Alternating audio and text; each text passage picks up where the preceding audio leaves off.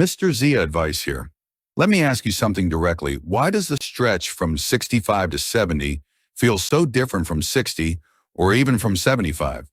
You were told these years would be the reward, the slow mornings, the garden, the grandchildren. But no one told you that 65 to 70 is also a doorway. And sometimes standing in that doorway feels less like freedom and more like a quiet collision. There are four brutal truths about this exact window that almost no one speaks about. Not because they are cruel, but because most people only admit them in whispers after dinner, when the house gets quiet. Before we go further, tell me your age and where you are watching from. I truly read those comments. And one more thing, pay close attention to part 3.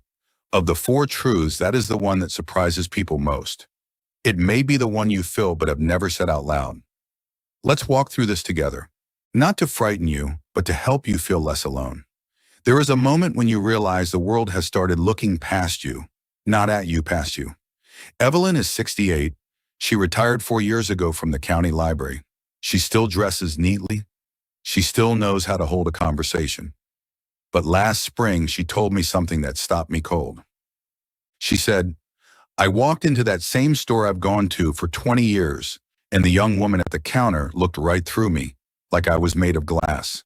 That is the first brutal truth. 65 to 70 is when invisibility begins. Not because you have changed, but because the world's attention has moved on. And here is the part nobody warns you about. You might have prepared for gray hair, you might have prepared for a slower pace, but nothing prepares you for the silence of being unseen. Evelyn tried to laugh it off at first. She said maybe the girl was just busy. Then it happened again at the bank, then at her own granddaughter's school event. That is the twist. It was not strangers who made her feel invisible. It was the people she thought would always see her. One evening, she sat at the kitchen table and said to her husband, "I didn't just get older. I became optional." And that is the reframe. Because the moment you name it, it loses some of its power. You are not optional. You never were. But these years will ask you to find a worth that does not depend on being noticed. That is the first truth. It stings, but it also frees you, only if you let it. Now, before you think this is the hardest part, it is not. The second truth is quieter. It does not happen in public. It happens in your own home, in the middle of the night, when you least expect it. And that is exactly where we are going next. It begins in the dark. Harold is 67. For 38 years, he wired houses, fixed hospitals, kept the lights on. Then retirement came, and the phone stopped ringing. At first, he told himself it was rest. But one night around 2 in the morning, he walked through his own house like a stranger. The quiet was not peaceful. It was heavy. He noticed his toolbox in the garage, untouched for nearly 2 years. He noticed the calendar on the fridge, blank for weeks, and that is when it hit him. Not sadness, something sharper. He sat at the kitchen table and whispered, "I spent my whole life being needed. Now I'm just managed." That is the second brutal truth. Somewhere between 65 and 70, you can lose the person you used to be before you find the person you are becoming, and no one tells you how much that loss aches. Harold tried to keep it inside, but his wife Jean saw it in his face. One evening, she set a cup of tea in front of him and said, "I've been feeling the same way, Harry, like the world moved on and forgot to take us along." That was the twist. He thought he was the only one grieving. He wasn't. Most couples, most friends, most neighbors are carrying the same quiet sorrow. They just don't say it out loud. Here is the reframe. Your purpose has not left you. It has simply changed shape. The old role is gone, but a new one is already waiting, even if you can't see it yet. Grieve the loss, then turn on the lights. Now, the third truth is the one I told you would surprise you most, because it does not look like grief. It looks like freedom. But for many people, it becomes a cage. And that is exactly where we go next. You would think more time would feel like a gift, but for many of you, it feels like a door left too wide open. Margaret is 66. She spent decades as a school secretary. Every morning, her alarm rang at 5:45. Every afternoon, she answered phones, bandaged scraped knees, and remembered every teacher's birthday. Then she retired, and suddenly she had nowhere to be. At first, she loved it. She slept until 8, drank her coffee slowly, watched the birds. But around year 2, something shifted. She started staying up later and later, not because she was busy, because she had nowhere to be the next morning. That is the third brutal truth. Unstructured freedom can quietly become a cage.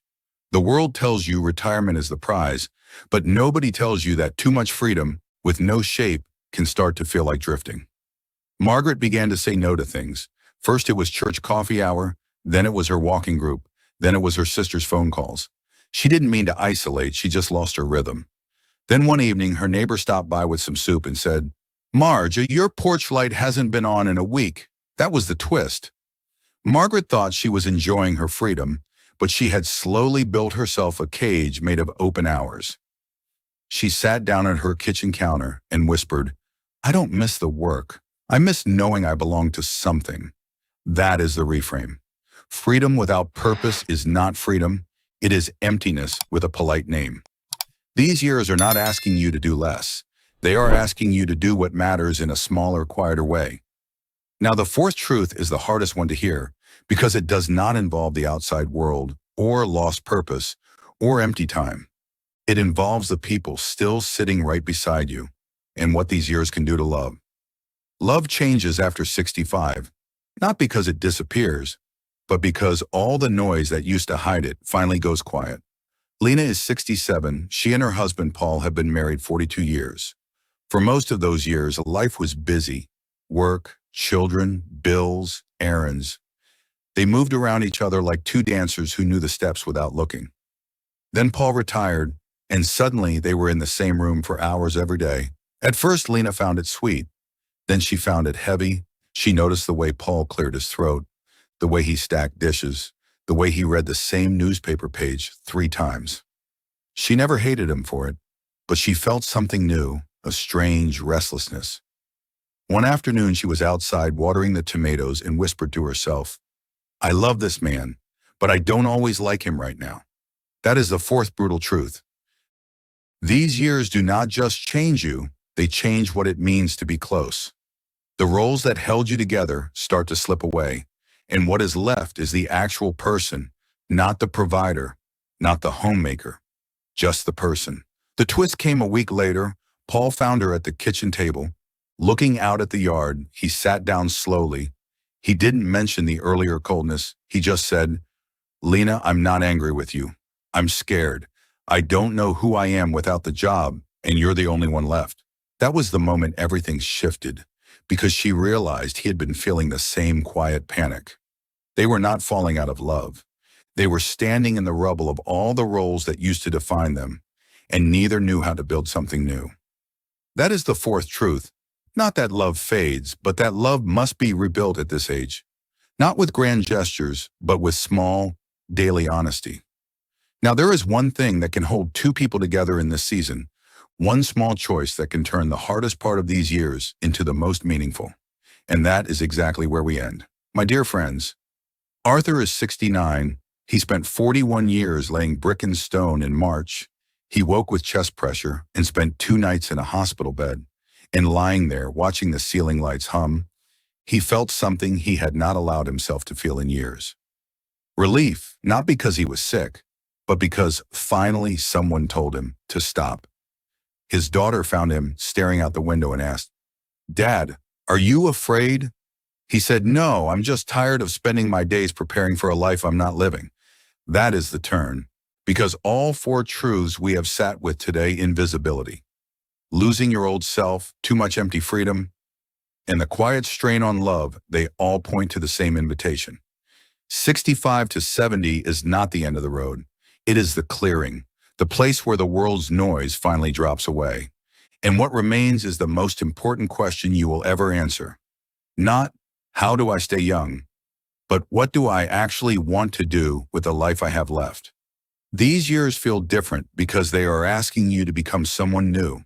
Not less, not smaller, but more honest, more tender, more real.